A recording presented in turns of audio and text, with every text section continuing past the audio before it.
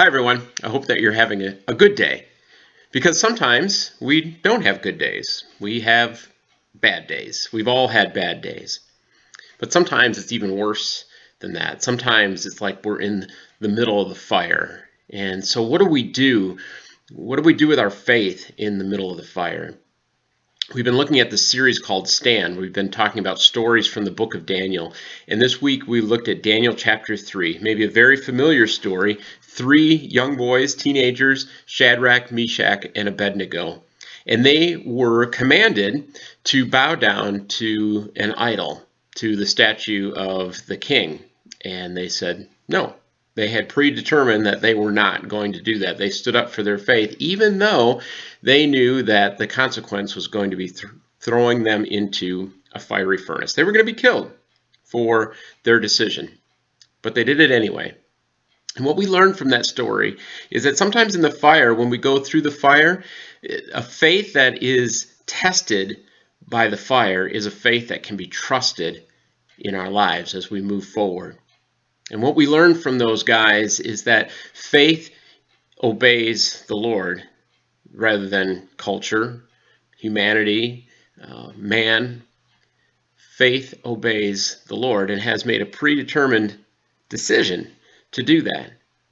And faith, we learn from these guys, obeys even in spite of what it sees. Even though the diagnosis doesn't look good, even though the news is bad, even though history says this isn't going to work out, even though friends and family say it's never going to get any better, whatever it is, faith obeys God in spite of what it sees, because God is bigger than all that we see and hear. He's not confined to that like we are.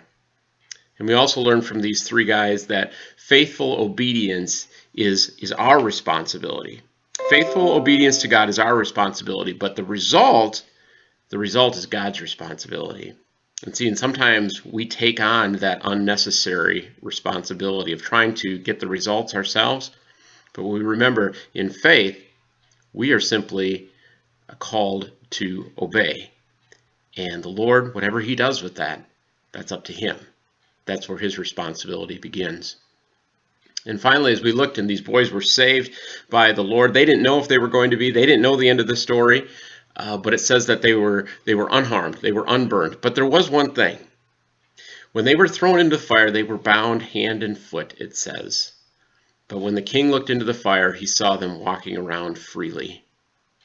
And I wonder, could it be that when we stand in faith in the fires of this world, that the things that bind us, the things that hold us back, the things that hold us down, those things are actually burned away so that we can be free in faith to be who Christ created and saved us to be.